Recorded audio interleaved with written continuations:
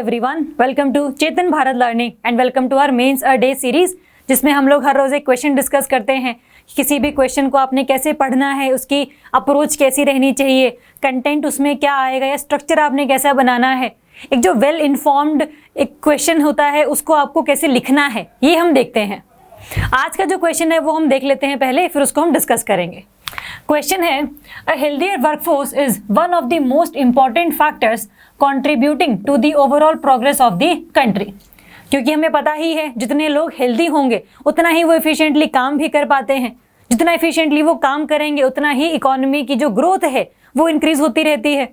तो yes, healthier workforce is the main necessity. In the light of this statement, critically analyze the various provisions of the new National Public Health Bill. अभी recently ही एक draft तैयार किया गया है by the ministry of health and family welfare, जिसमें इन्होंने एक draft तैयार किया है regarding the national public health bill, कि उसमें कई सारी प्रोविजंस को ऐड किया गया है। अभी सिर्फ वो ड्राफ्ट है, पब्लिक डोमेन में उसको रखा गया है, अभी उसको पार्लियामेंट में नहीं लेकर जाया गया है, क्योंकि पहले लोगों से एक बार डिस्कशन की जाएगी, उनके ओपिनियंस को लिया जाएगा, उसके बाद ही उस बिल को हम लोग पार्लियामेंट में लेकर जाएंगे, ताकि लोगों की जो पार्टिसिपेशन है इन द रूल फॉर्मुलेशन ये हम इंश्योर कर सकें। क्योंकि जितना ज़्यादा पार्टिसिपेशन लोगों का रहता है ड्यूरिंग द रूल फॉर्मुलेशन, उतनी ही अच्छे तरीके से रूल फिर इम्प्लीमेंट भी हो पाता है। अदरवाइज होता क्या है, लोगों से हम पूछते नहीं है रूल बनाते टाइम, और रूल उनके ऊपर ही इंप्लीमेंट हम लोगों को करना है, तो फिर कहीं ना कहीं ये मिस कोऑर्डिनेशन हम लोग देखते हैं। तो इसलिए पब्लिक डोमेन में रखा गया है, इसलिए काफ़ी न्यूज़ में भी रहा था। हमें क्वेश्चन में क्या पूछा गया है, क्रिटिकली एनालाइज करना है हमें the various provision of the new national public health bill. अब देखो, इस क्वेश्चन को शुरू करने से पहले आपको तीन चीज़ों का पता होना चाहिए कि पहला तो आपने लिखना इंट्रोडक्शन, फिर आपके पास कंटेंट होना चाहिए इसके रिगार्डिंग, और फिर आपने कंक्लूड करना है। इंट्रो में हम क्या लिख सकते हैं कि हाँ, इसका कंटेक्स्ट लिख सकते हैं कि ये जो क्वेश्चन है वो न्यूज़ में आया ही क्यों है, वो पूछा ही क्यों गया है पेपर में आप लोगों से। तो इसके रिगार्डिंग आप डेटा लिख सकते हैं। कंटेक्चुअल डेटा की हम बात करते हैं कि अभी रिसेंटली ही draft of national public health bill को रखा गया पब्लिक डोमेन में to ensure the citizens participation in the rule formulation, ये आप लिख सकते हैं। साथ में आप ये भी लिख सकते हैं, अगर आप दूसरा मेथड अपनाना चाहते हैं तो इंडिया में आप जो हेल्दियर वर्कफोर्स है उसकी बात कर सकते हैं कि इंडिया जो है एक ऐसी कंट्री है जहाँ पर डेमोग्राफिक डिविडेंड बहुत ज़्यादा है, और जो नंबर ऑफ यूथ हैं काम करने वाले वो भी बहुत ज़्यादा नंबर में एग्जिस्ट कर रहे हैं। तो अगर हम उस डेमोग्राफिक डिविडेंड का पोटेंशियल को एक्चुअल में यूटिलाइज करवाना चाहते हैं तो फिर हम लोगों को काफ़ी ज़्यादा मेहनत करनी पड़ेगी, स्पेशली रिगार्डिंग देयर हेल्थ। क्योंकि अगर आपकी पूरी वर्कफोर्स हेल्थी नहीं है तो फिर वो काम भी अच्छे से नहीं करेगी, और काम भी अच्छे से नहीं करेगी तो आपकी इकोनॉमिक ग्रोथ रुक जाएगी। और सरकार की, क्योंकि हमारा सोशलिस्ट स्टेट है, इसीलिए that is the responsibility of state कि सभी लोग हेल्दी रहें, तो सरकार की तरफ से खर्चा भी बढ़ जाता है।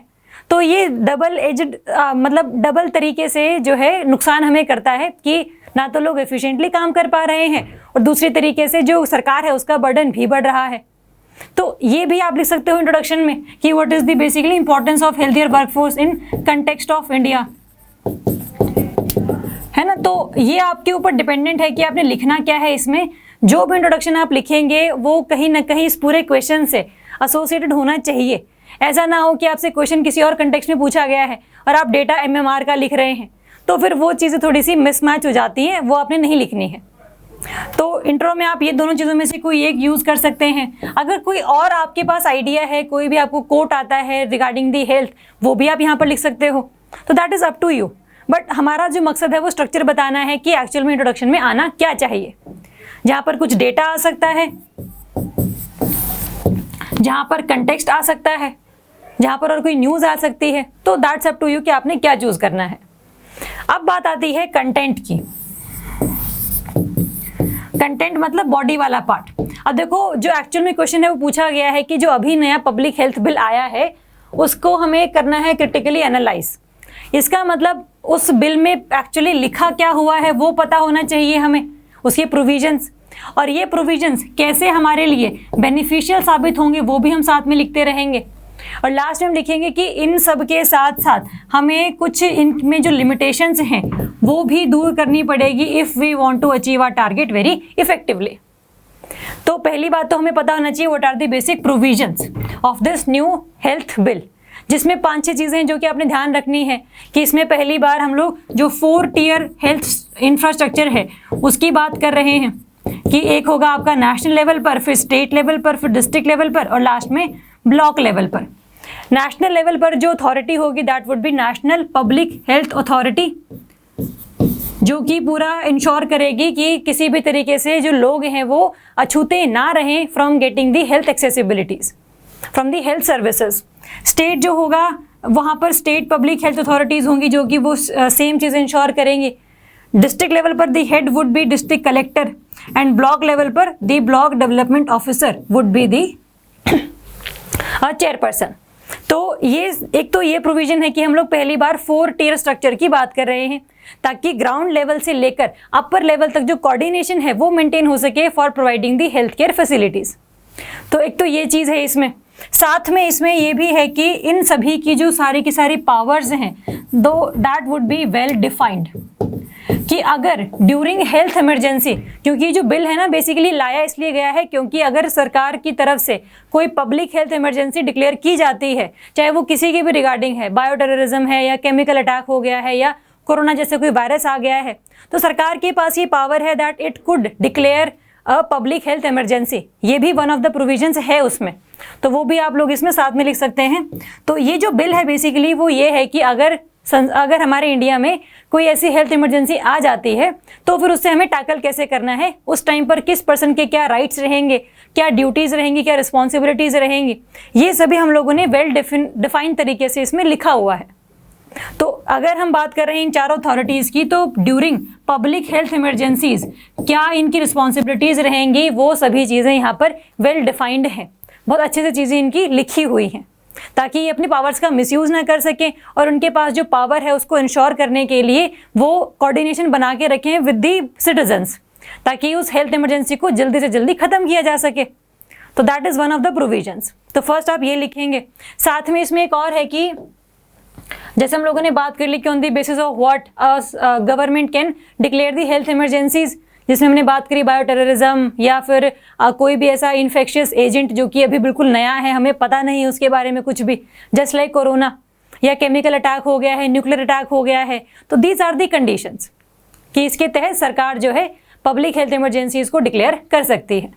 तो ये भी हम लोग डिस्कस कर चुके हैं। साथ में हमने ये अथॉरिटीज़ के बारे में बात कर लिया, इनकी वेल डिफाइंड पावर्स की हम लोगों ने बात कर ली।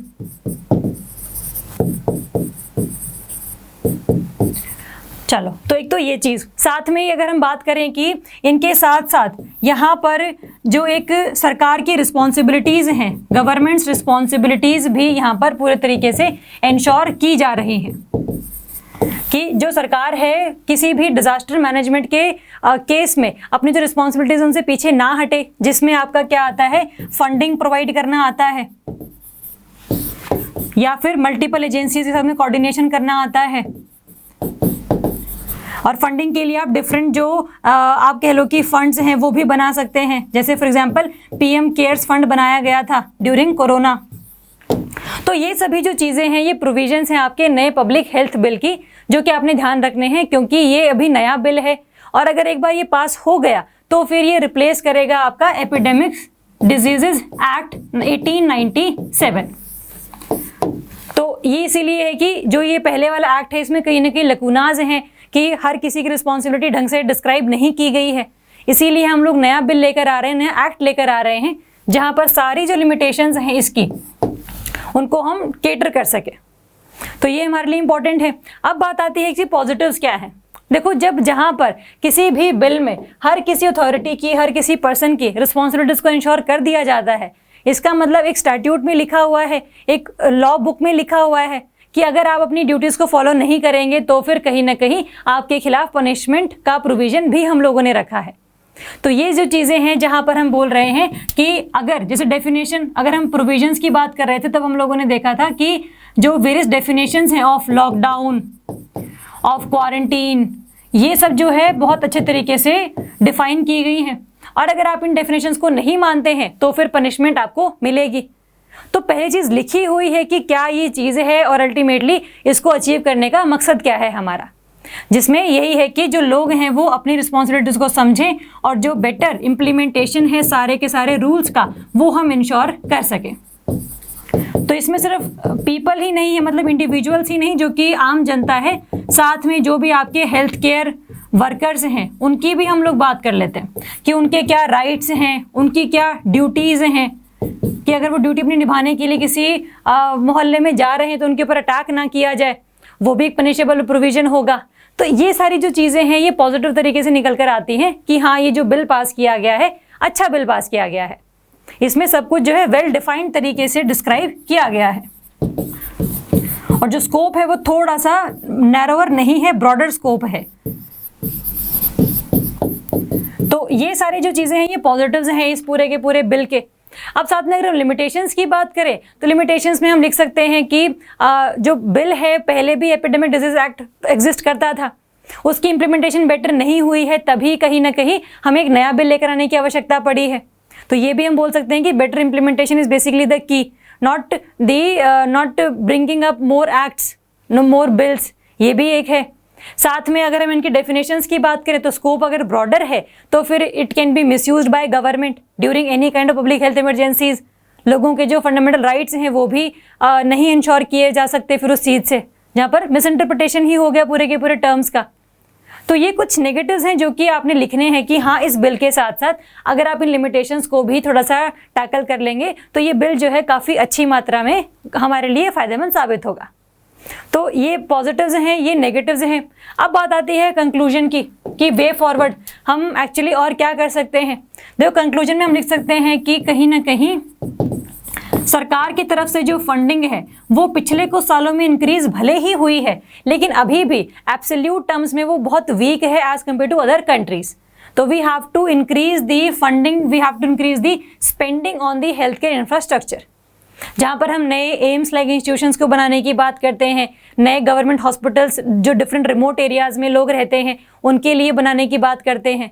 तो ये सब चीज़ें हमें करनी पड़ेंगी, मेकिंग दी बेटर हॉस्पिटल्स और बेटर फैसिलिटीज़। तो ये सारी चीज़ें आप लिखेंगे। साथ में जो इंडिया है उसमें हम लोगों को जो R&D है उसको प्रमोट करने की ज़रूरत है, क्योंकि इंडिया जो है basically pharmacy to the world के नाम जाना जाता है कि इंडिया बहुत सारे जो ड्रग्स हैं वो एक्सपोर्ट करता है, बट एक्चुअल में इंडिया ड्रग्स बनाता नहीं है। तो इंडिया की इनोवेशन, इंडिया की ओरिजिनलिटी थोड़ी सी कम है इस सेक्टर में, उसको बढ़ाने की भी ज़रूरत है हमें। तो उसके लिए हमें चाहिए R&D फॉर दी इनोवेशन। और अल्टीमेटली जहाँ पर हम जितनी भी डेफिनेशंस लिखी हुई हैं इस बिल में, अगर हम उनको थोड़ा सा वेल तरीके से पढ़ेंगे, उनको मिस इंटरप्रेट नहीं करेंगे, तभी जाकर इस बिल का जो एक्चुअल हमारा मतलब एक जो मकसद है, वो जो पर्पस है वो पूरा हो पाएगा। तो इस तरीके से आप इस क्वेश्चन को टैकल कर सकते हैं, जहाँ पर आपने इंट्रो में इसके बारे में बताया हल्का सा, फिर इसके प्रोविजंस की बात करी आपने, फिर कुछ पॉजिटिव्स लिखे इस बिल के बारे में, फिर कुछ लिमिटेशंस लिखी एंड लास्ट में वे फॉरवर्ड कि उसको ठीक करने के लिए ये सब चीज़ें भी की जा सकती हैं। तो इस तरीके से आपने क्वेश्चन लिखना है और इसको अटेम्प्ट करना है। बाकी अगर आपको कोई भी डाउट है इस वीडियो में कि ये पॉइंट आएगा या नहीं आएगा, इस पॉइंट में हम ये लिख सकते हैं कि नहीं लिख सकते हैं, जो भी आपके डाउट्स रहेंगे वो आप कमेंट कर सकते हैं। कोई भी डाउट होगा तो प्लीज़ बताइएगा। Otherwise thank you so much.